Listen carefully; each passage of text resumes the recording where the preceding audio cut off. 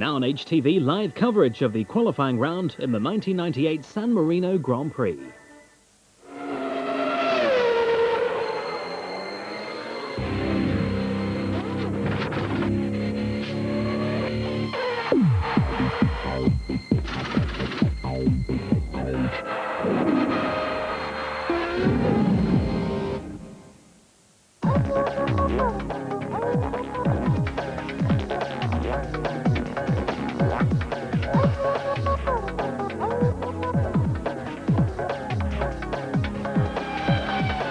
Look out, David Coulthard. There's a Ferrari in your mirrors. Michael Schumacher's on the charge. And David's run wide again. He's run wide again. Oh, no! Off goes Coulthard! Ferrari, the Champagne boys in Argentina. For them this weekend, Formula One's coming home.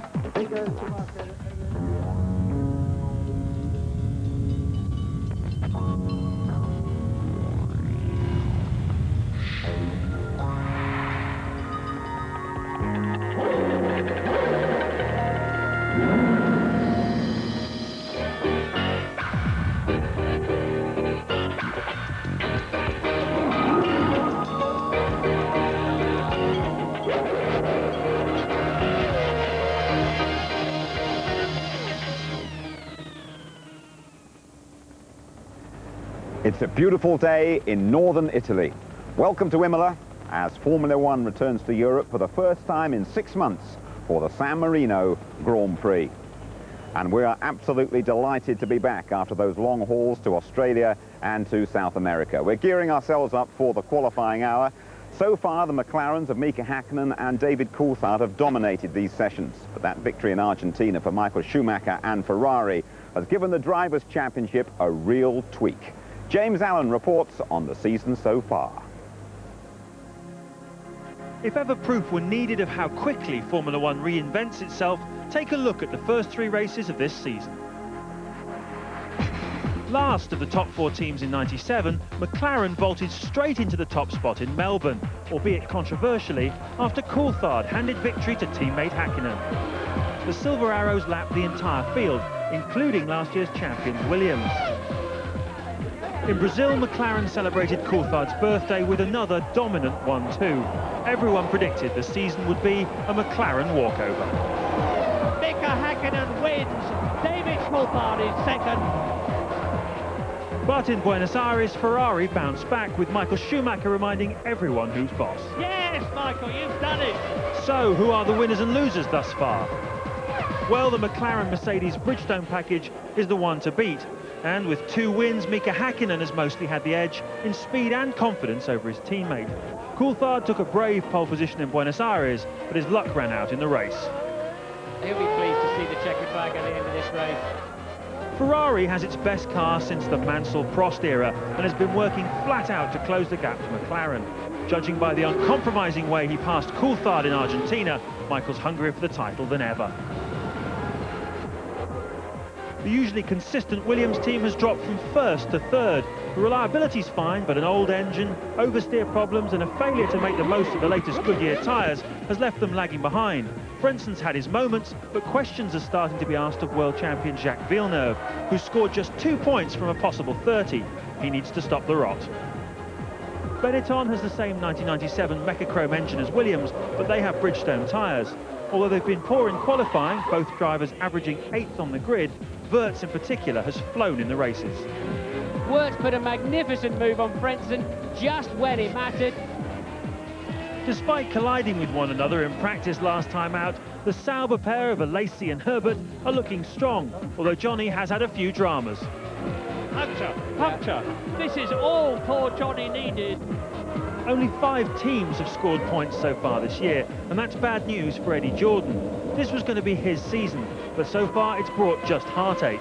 Damon Hill has been out-qualified 3-0 by Ralf Schumacher and has yet to finish higher than 8th.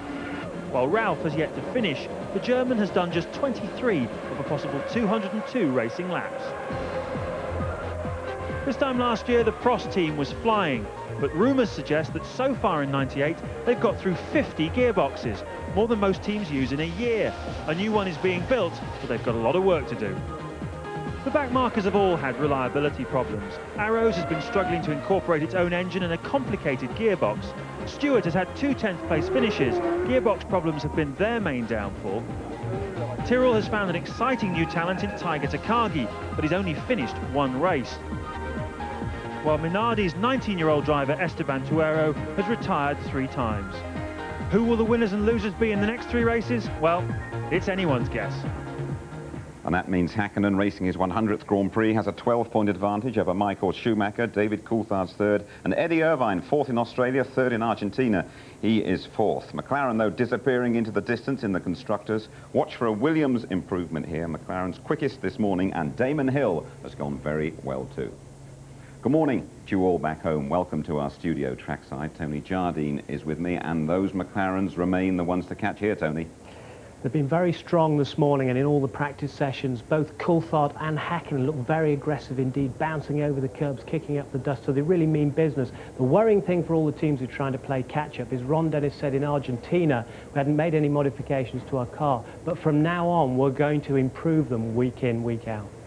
OK then, let's have a word with Michael Schumacher, acknowledged as the best driver, but accused of professional fouls involving Damon Hill in Adelaide back in '94 and at Jerez last year. And last time out, he shunted David Coulthard off the track virtually. So a good move, or Schumacher really will run to himself. Maybe there will be people thinking like that, but if you watch it very careful, you can see it would have been very easy for David to avoid that, because there was, I think, about 3 meters at least space to the left he can use instead of coming right across to the inside where there was no room left to me. I mean, I can't be more than on the grass and turn the steering wheel fully lock, and the rest is up to him. Afterwards I saw David and we talked about it, and we saw it both together on a video which I took actually myself into the plane, because I watch always the race again afterwards, and we saw it together. After the first moment, he was a little bit, angry about that and trying to put it to me. And once we saw it together, he said, "Yeah, well, racing accident." And to be honest, that's the way I saw it. It's a racing accident. Those things happen. Even before Michael had contact with me, he had already more than half his car over the white lines on the curb. Now, there's the good old aggressive boys out there would say, well, that's racing and that's what you're supposed to do. But you know, rules are rules, and I'm not just trying to say it's wrong because I came off worse in this incident. I just want a clarification as to what part of the track I can use in the future. OK then, they agree to disagree. Tony, where do your sympathies lie in that particular scrap?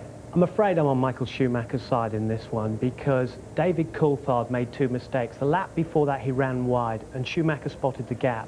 When he did it again, Schumacher couldn't believe it. He dived down the gap. It wasn't just a door, it was a barn door that he left wide open. Then he was trying to make it up and come across him. You know, and he needs that aggression. Coulthard needs that aggression that Coulthard was that Schumacher was showing him. Briefly, one law for Schumacher, another for the rest? Well, occasionally it's the odd professional foul from Schumacher, yeah, but it's just that forceful thing. Jerez Gate, yes, that was a ram raid, yes, he was guilty, but he will have the odd little nudge, of course. The odd little nudge, OK, right, let's hear a bit more from David Coulthard, shall we? He says he's going to be toughening up his act, but is he too nice, too much of a gentleman to become world champion? People wouldn't be saying that if he'd broken his front wheel in that incident and I'd gone on and won the race. They would have said, good old David, he held his ground and Michael came off worse. But I held my ground and I came off worse. What more can I do? He's a very nice bloke outside the car. I don't know how he's inside the car. I'm not driving together with him while he's doing the job, so I don't know. Nevertheless, you have always to prove. Even with me, I've done it twice, but still, if I would fail, people would doubt myself. Even so, I have done it. Your success is worth only up to the next race, and then you start from more or less scratch. OK then, David Coulthard, everyone's favourite lad next door, but has he got the devil to become world champion? He's got the talent, but he hasn't got that devil stuff. He's too cool in the car. You don't want Michael Schumacher saying that you're a very nice bloke. That's not what you want to hear.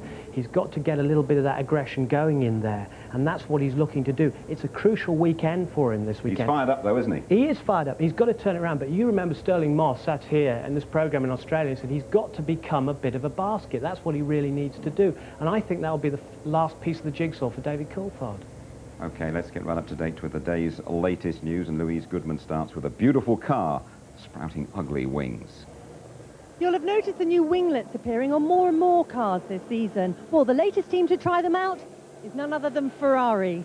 Michael Schumacher ran them on his car for the first time in free practice this morning, and he looks set to keep them on for qualifying this afternoon. But this weekend could be the last time we see them. Apparently FIA boss Max Mosley wants them banned because he thinks they're ugly. Jordan have made more than cosmetic changes to their car. They've come to Imola with a significantly redesigned chassis, and there are real signs of improvement. Well, we're a lot more excited about this weekend. The car has been changed quite a lot, and we're competitive. I'm very, very happy with the balance on the car. What have you changed? Well, I can't tell you everything, obviously, but subtle things that have made quite a big difference, and it just shows, you know, everything's on a knife edge, and we seem to have got ourselves into a bit of a groove now, and I can play with the car and make it do what I want. It's a good mood around here this morning. Yeah, we're pretty pumped up now, actually. It's good. So here we are at Imola. They can't pluck those wings soon enough, as far as I'm concerned. A quick word, though, on Damon Hill from you, Tony. Yeah, it is a catch-up process. He says they are coming from behind, but they are making progress. They have closed the gap. There is a slight difference of opinion between Gary Anderson, the Jordan designer, and Damon Hill as to what it is. Damon thinks it's something in the car. Gary thinks he should adapt more to the new cars and the new regulations, especially the new tyres. But it's great to see them with their tails up here, and they are making improvements. They're showing on the track. Let's just keep our fingers crossed for a great qualifying result. Great crowd assembled here, and when you rejoin us, Martin Brundle will guide you around Imola.